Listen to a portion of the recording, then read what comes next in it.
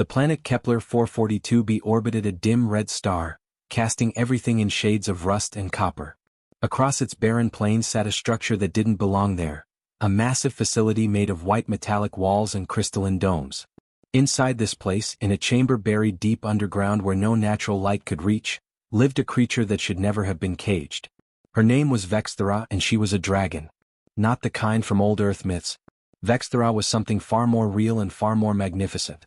Her body stretched nearly 100 feet from snout to tail, with scales that looked like polished obsidian, smooth, black, and capable of catching light in ways that made your eyes water if you stared too long. Those scales told a story of power and dominance.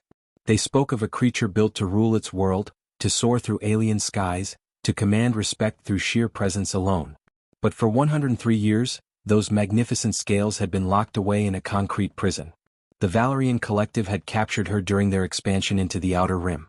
They were a spacefaring race obsessed with studying every living thing they encountered. To them, Vexthera was just another specimen to catalog and understand. They'd studied her biology, mapped her DNA, recorded her behaviors. But they'd never actually tried to understand what it meant to keep her alive. You see, the Valorians weren't like most sentient beings. They didn't eat or drink in the traditional sense. Their bodies had evolved over millions of years to absorb minerals directly from their environment through crystalline structures on their skin. They could go weeks without consuming anything physical. Water, to them, was just a chemical compound. Food was unnecessary. The concept of thirst didn't exist in their vocabulary or their experience. So when they built the containment facility, they made decisions that seemed logical to them. They provided Vexthera with nutrient paste, a thick, gray substance designed to deliver calories and minerals. They piped in atmospheric gases. They maintained climate control at optimal levels. From the Valorians' perspective, they were taking excellent care of her. They were, in fact, slowly killing her. Dragons aren't like Valorians. Dragons need water. Not just any water, but fresh, flowing, living water. A dragon's entire body is built around this need. Their internal organs, the ones that generated the incredible heat for their flames, the ones that powered their muscles, the intricate networks that connected their brains to their bodies, all of it depended on water at the cellular level. Water wasn't just a nutrient for dragons. It was the foundation of everything they were. Without it, a dragon begins to die. At first, Vexthera had tried to survive on what they gave her. She'd forced herself to consume the paste, to process the gases, to exist in this bizarre, waterless environment. But as the years dragged on, something inside her began to shut down. Her body was slowly, methodically failing. The first thing to go was her consciousness. Year after year, her mind grew duller. Memories that should have been sharp became hazy. She had trouble remembering her home world, remembering what the sky looked like, remembering the taste of real rain on her scales. The Valorians noticed this decline and recorded it with scientific detachment. They filed reports. They theorized about aging and consciousness degradation in dragons. They never once considered that maybe, just maybe, they were the ones causing it. Her physical body followed suit. The scales that had once gleamed with an internal light began to crack. Tiny fissures appeared across her chest and wings, spreading like roads on a map. The brilliant black faded to a dull gray. Some scales fell away entirely, leaving raw patches underneath that wouldn't heal properly without water. She looked less like a dragon and more like a creature that was slowly being turned to stone. The flame generation organs, the biological structures inside her chest that should have produced heat and fire, began to fail too. When Vexthera tried to breathe flame, nothing happened. Or worse, a weak, pathetic trickle of heat would emerge, nothing like the roaring inferno a healthy dragon should produce. The Valorians noted this in their reports as well, as if documenting the failure of a machine rather than watching a living being lose itself piece by piece. Through it all, Vexthera lay coiled in the observation chamber. The space was large, true enough, plenty of room for her massive body to stretch out. But it was empty. No rocks to perch on. No caves to hide in. Nothing that even remotely resembled the natural world she'd been taken from. Just concrete walls and observation windows where scientists could watch her deteriorate. She barely moved anymore. Her breathing was shallow, almost imperceptible. Most of the time, she lay with her eyes closed, conserving what little energy she had left. And on the rare occasions when she could manage it, when her mind was clear enough and her body strong enough, she dreamed. She dreamed of rain. She dreamed of water falling from alien skies, of rivers running through crystalline valleys, of deep pools where she could submerge her entire body and feel alive again. She dreamed of what it felt like to be whole, to be powerful, to be free. Those dreams were all that kept her conscious anymore. They were the only thing separating her from complete oblivion. The Valorians observed all of this with their clinical instruments and their detached curiosity. They recorded her dreams and the slight movements of her eyes beneath closed lids. They measured the tiny electrical impulses in her brain as she slipped deeper into unconsciousness. And they remained completely, utterly unaware that they were watching a magnificent creature slowly fade away. But change was coming. Though neither Vexthera nor the Valorians knew it yet, something was about to break their stalemate. Someone was about to arrive at this facility who understood something the Valorians never could. That some things are worth saving no matter the cost. The Valerian Collective's facility was state-of-the-art by their standards. It had been built to last for centuries without major repairs. But nothing lasts forever, and by year 103 of Vexthera's imprisonment, the cracks were starting to show. Literally. The power distribution system failed first. Then the climate control started acting up. Within a few weeks, the entire facility was running on backup systems that were themselves decades old. Pipes leaked. Generators wheezed. The Valorians, brilliant as they were in theoretical science, had absolutely no idea how to fix any of it. To them, machines were just tools. When tools broke, you called someone who understood tools. That's why they made the call to the Terran Salvage Collective. The ship arrived on a Thursday, not that anyone on Kepler 442b was keeping track of Earth days anymore, but the salvage crew were, and it mattered to them. The vessel itself was a sight to behold. It looked like someone had taken 10 different ships, dismantled them, and reassembled the pieces into something that somehow still worked. Patches covered patches. Welds crisscrossed the hull like scars. The engine was probably held together with prayers and duct tape. To anyone who didn't understand the salvage business, it looked like a flying junkyard. To anyone who did, it was a masterpiece of survival engineering. Derek Thompson walked down the ramp first. He was 52 years old, and it showed in every line of his face. His dark hair had streaks of gray running through it. His hands were permanently stained with grease that no amount of scrubbing could fully remove. His back ached from bending over machinery for 3 decades. His knees creaked when he walked. He'd forgotten what it felt like to have a day off, and honestly he didn't miss it. Work was the only thing that made sense to him anymore. Derek had been doing this for 30 years. He'd fixed mining equipment in asteroid fields. He'd patched up cargo ships that had been hit by micrometeorites. He'd gotten experimental colony stations running again when their engineers had given up. He'd jury-rigged solutions to problems that theoretically shouldn't have solutions. He was good at what he did because he understood something that most people didn't. Every machine had a story, and if you listened carefully enough, the machine would tell you what was wrong with it. He also had absolutely zero patience for nonsense. None. Not even a little bit. When the Valerian administrator started briefing him on the facility's classified systems and sensitive research protocols, Derek held up a hand. Look, I don't care about your secrets. Show me what's broken. I'll fix it or I won't. Either way, I'll know in an hour, and either way you're going to pay me the same amount. So let's skip the speech and get to work. The Valorians didn't like that approach. They tried to steer him toward the main engineering hub, the places they wanted him to focus on.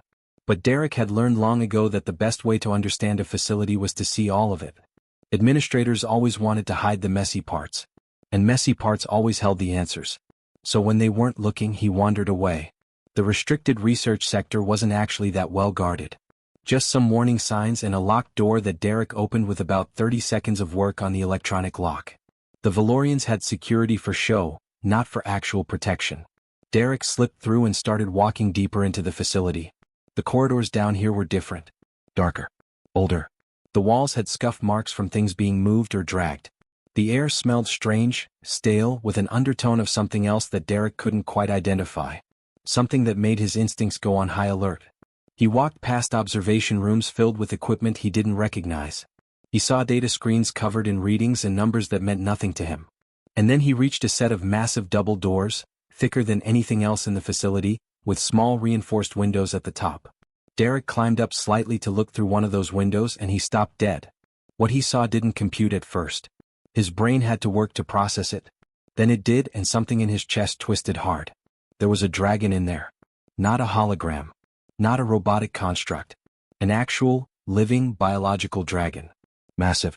Maybe 100 feet long. Scales that had probably been beautiful once but now looked dull and cracked. The creature was coiled on the floor, barely moving. Her breathing was so shallow that Derek almost couldn't see her chest rising and falling. And her eyes.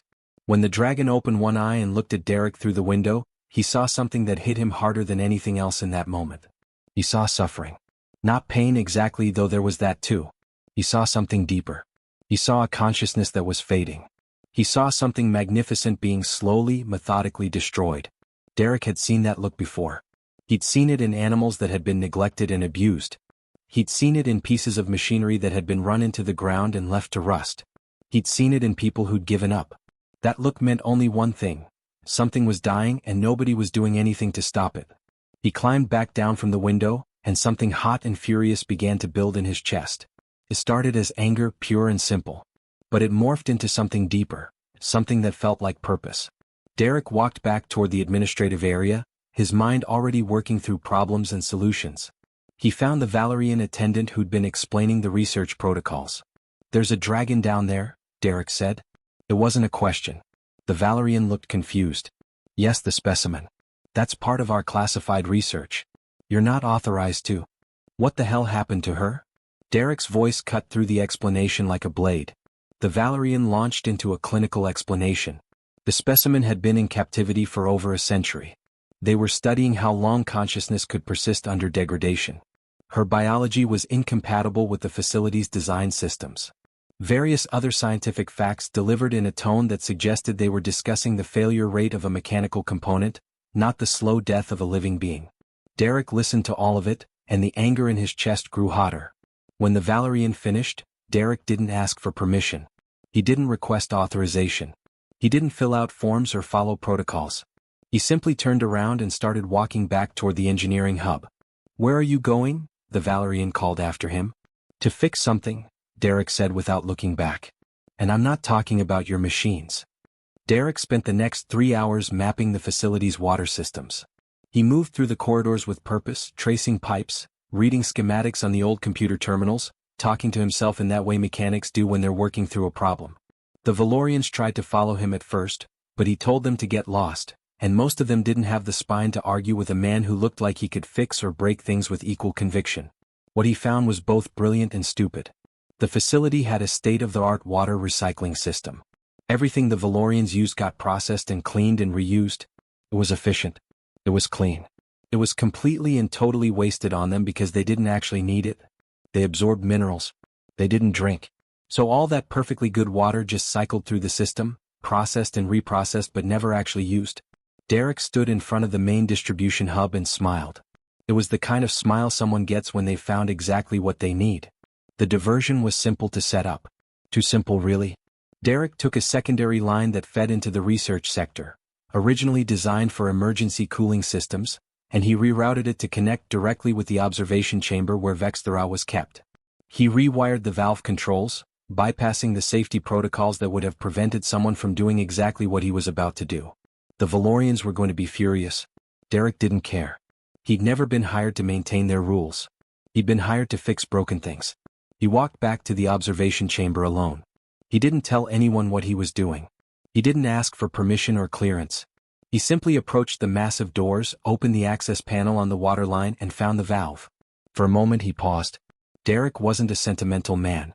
He didn't believe in fate or destiny or any of that garbage. But standing there with his hand on that valve, knowing what was about to happen, he felt something shift inside him. This was going to matter. This single action was going to change something fundamental. He turned the valve. Water began to flow into the observation chamber. Not a trickle. Not a careful, measured stream. Real water, clean and pure and alive with minerals, flowing into that concrete prison for the first time in over a century. The effect was instantaneous. Vexthera's eyes snapped open like someone had thrown a switch. Her entire body went rigid. For a moment she didn't move. She just lay there, staring at the water pouring into her chamber as if it was the most impossible thing she'd ever seen. As if her mind couldn't quite process what her senses were telling her. Then something changed in her. It was like watching a machine suddenly get power flowing back through its circuits. She moved. The dragon lunged toward the water with a speed that belied her weakened state. She moved like something dying of thirst, which of course she was. Her massive head darted forward, and she began to drink with a desperation that was almost painful to watch. She didn't sip. She didn't taste it carefully. She drank like her life depended on it because it did. Water streamed down her face and across her scales. And something impossible started to happen. The gray color that had covered her body for so long began to shift. It was like watching a painting change colors right before your eyes. The dull, lifeless gray started to fade, revealing something underneath. Deep midnight black began to emerge, rich and dark and full of depth. And threaded through that black, like veins running through marble, were lines of cobalt blue that seemed to hold their own light. Derek stood frozen, watching a living creature come back to life right in front of him. Vexthera drank and drank and drank. Her body seemed to absorb the water not just through her mouth but through her entire being. Her scales started to change texture, becoming smoother, more reflective. The cracks that had marked her for so long began to smooth out. She looked less like she was made of stone and more like she was made of liquid midnight. Her breathing changed. It became deeper, stronger. Her eyes, which had been dull and glazed over, suddenly sharpened with awareness. She looked at Derek through the transparent section of the observation chamber, and for just a moment he saw intelligence there. Real intelligence. Recognition. That's when the alarms started going off. The Valorians weren't stupid. They'd noticed the irregular water usage immediately.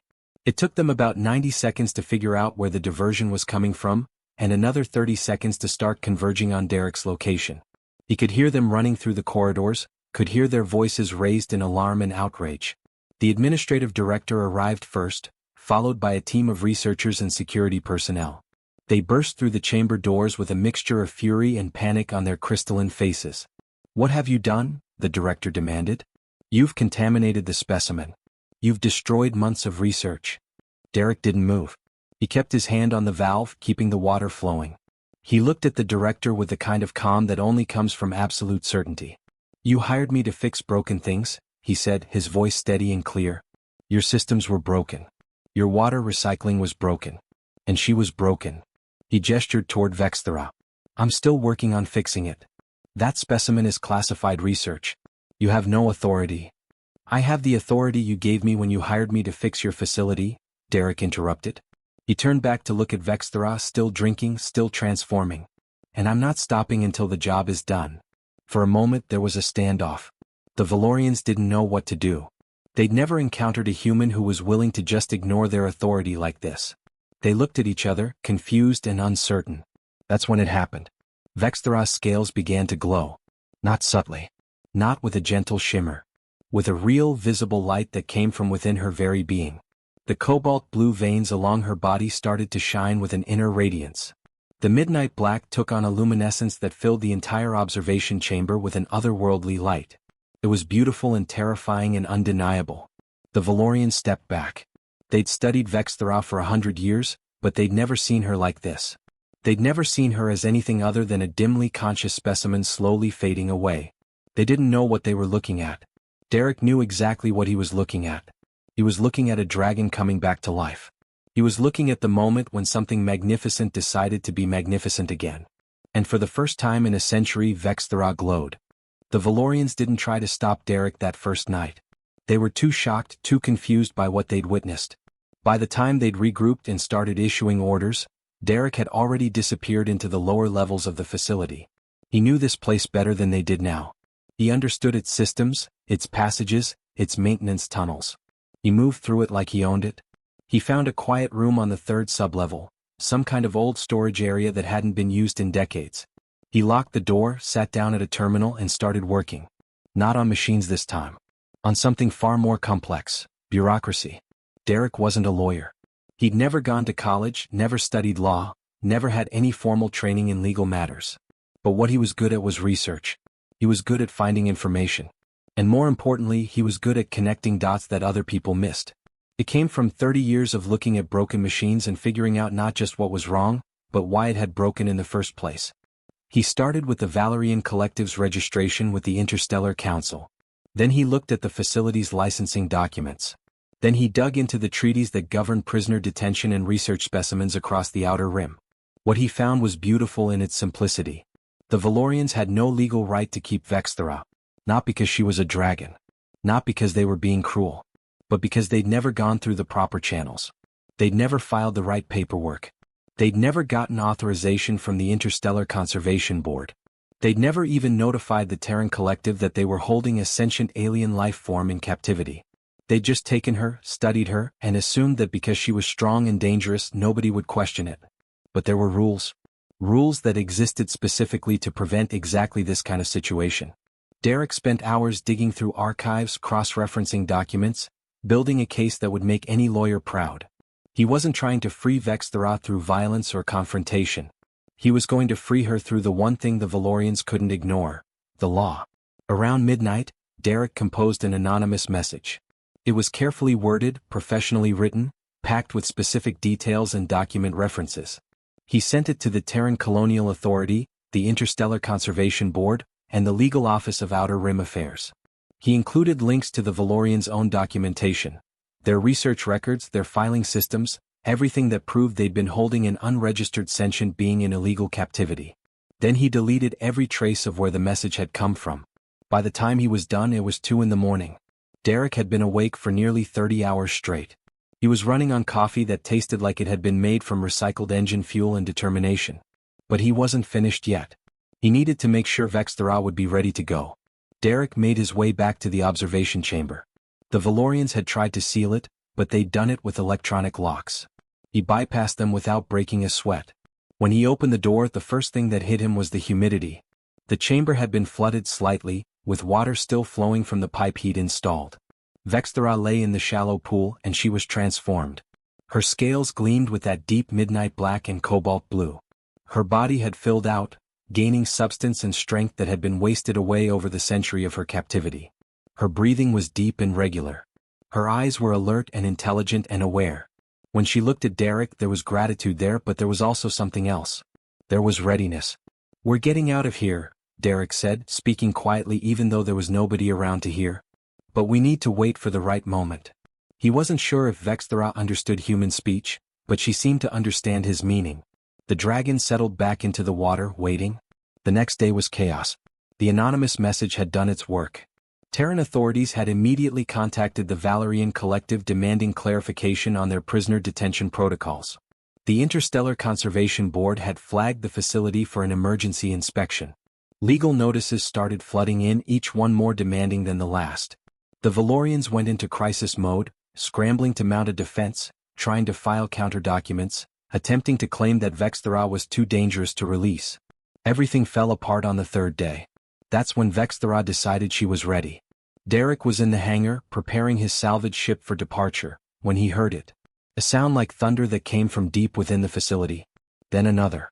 Then the sound of metal screaming as it was subjected to temperatures it wasn't designed to withstand. He ran. He got back to the observation chamber just in time to see Vexthera melting through the reinforced door. The dragon was breathing flame, but it wasn't wild or uncontrolled. It was precise. Surgical. She was carefully cutting through the metal with the kind of control that only came from a being who understood exactly what she was doing. The door gave way. Vexthera stepped through, water cascading off her scales, fire dancing along her snout. She looked at Derek and he didn't hesitate. "Come on," he said. "We've got maybe 10 minutes before security gets here." They ran through the facility together. Vexthera's massive body moved with surprising grace and speed. Derek led her through the passages he'd memorized, down through the maintenance tunnels toward the hangar. Behind them he could hear shouts and alarms. The Valorians had finally figured out what was happening. They burst into the hangar just as security teams appeared at the far entrance. Derek didn't stop to negotiate or explain. He ran up the ramp of his salvage ship, shouting for his crew to fire up the engines. Vexthera followed, her wings folded against her body to fit through the narrow passage. The ship was old and patched and barely functional, but it was fast. Derek had made sure of that. The engines roared to life. The landing struts retracted. And as security personnel came running into the hangar, weapons drawn, Derek's salvage ship lifted off. Through the viewport, Derek watched the facility shrink below them. He watched the Valorians standing in the hangar, confused and angry and completely unable to do anything about it. Then he turned to Vexthera, who had coiled herself in the cargo hold, her scales still glowing softly. "We're going to have to figure out where we're going," Derek said to her. "But first we're putting some distance between us and them." Vexthera rumbled, a sound like distant thunder, and settled in to wait. They left before the Valorians could do anything about it.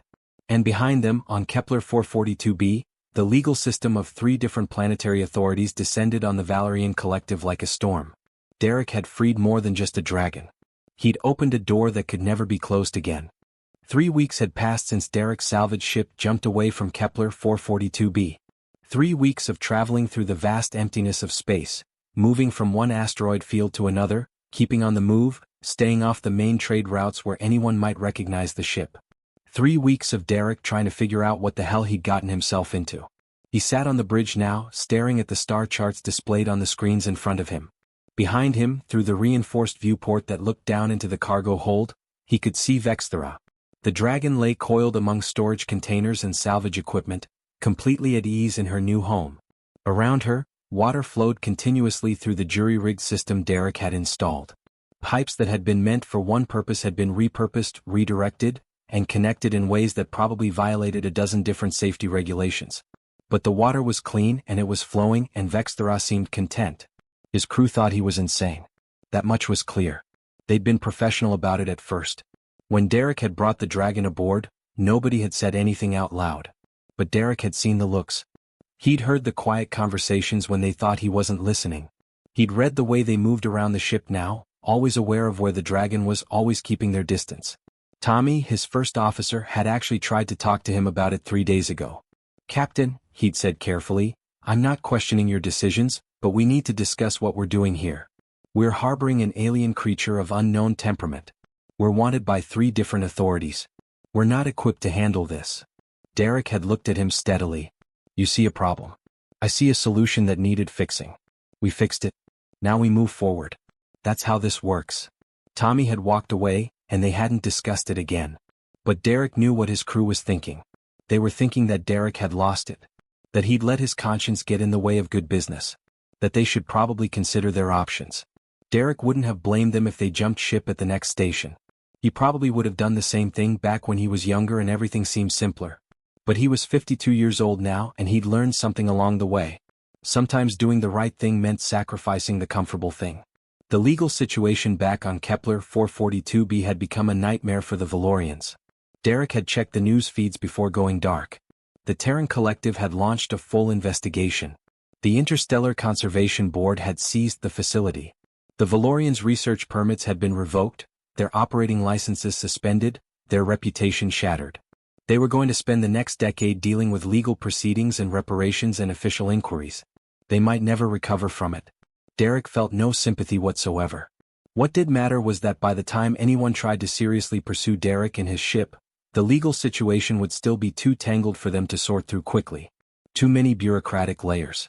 Too many conflicting jurisdictions. Too many authorities who all wanted a piece of the investigation. Derek would be long gone by then. And even if someone eventually tracked him down, there would be so many questions, so many complications, that actually catching him would be nearly impossible. He'd done this before. Different scale, different circumstances, but the same principle. Sometimes the best way to survive was to make yourself too complicated to be worth the effort of catching. A low rumble echoed through the cargo hold. Derek looked down through the viewport and saw Vexthera moving. The dragon shifted her massive body, repositioning herself so she was facing the direction of the bridge. She'd done this several times over the past 3 weeks, and Derek understood what it meant. She was checking on him. Making sure he was there. Making sure he was still alive. It was strange, having a creature that large be dependent on him for something so fundamental. But that's what had happened. In 100 years of captivity, Vexthera had learned that most beings couldn't be trusted. In 3 weeks of freedom with Derek, she'd learned that at least one could be. She'd imprinted on him in that way that creatures do when someone saves their life. He was her anchor to existence now. Derek didn't mind. In a weird way, she was his anchor too. His engineer, a quiet woman named Patricia who'd been with him for almost 15 years, had come up to the bridge earlier that day. She'd done something Derek didn't expect. Instead of complaining about the dragon or the danger they were in, she'd asked to see the water systems Derek had installed. He'd shown her the modifications, explained how he'd diverted the ship's reserves, rigged up the recycling, created a sustainable system that could keep the dragon healthy indefinitely. Patricia had listened carefully, asked smart questions and then nodded. "It's good work," she'd said. "You rigged it well. We won't lose her to dehydration." That was all she'd said. But it meant something. It meant that at least one person on this ship understood why Derek had done what he'd done. It meant they weren't all against him. Derek pulled up the navigation system and plotted a course for the outer territories. Places where the legal system didn't reach quite as far. Places where a salvage ship with a dragon in the cargo hold wouldn't raise too many eyebrows. There were colonies out there, remote stations, places where people didn't ask too many questions as long as you had money to spend and goods to trade. He could make it work. He could figure out how to keep Vexthera fed and healthy. He could figure out how to earn enough salvage contracts to keep the ship flying. It would be difficult. It would be complicated. It would probably be the hardest thing he'd ever done. But it was better than the alternative. Because that's what Derek had learned in 52 years of living, in 30 years of fixing broken things, in 3 weeks of running from the law with a dragon on his ship. There were some things worth the cost. Some things worth breaking rules for. Some things worth sacrificing comfort and safety and normalcy for. Suffering shouldn't exist when it could be fixed. That was the core of it. That was the foundation of everything Derek believed in. Whether you were dealing with a broken machine or a living creature that had been tortured for a century, the principle was the same. If something was broken and you had the ability to fix it, then you fixed it. You didn't stop to calculate the cost. You didn't pause to consider the consequences. You just fixed it. Humans weren't great at many things. Most species outpaced them in strength, intelligence, speed, or capability. Humans were the newcomers to the galaxy, the upstarts, the ones everybody assumed would fail or be conquered or fade away. But there was one thing that humans were uniquely, stubbornly good at. One thing that defined them across every culture, every nation, every corner of humanity that had spread across the stars. They were stubborn about saving things that shouldn't be saved. They were irrational about helping creatures they didn't understand. They would break laws, sacrifice comfort, and risk everything for the abstract idea that suffering shouldn't exist when it could be fixed.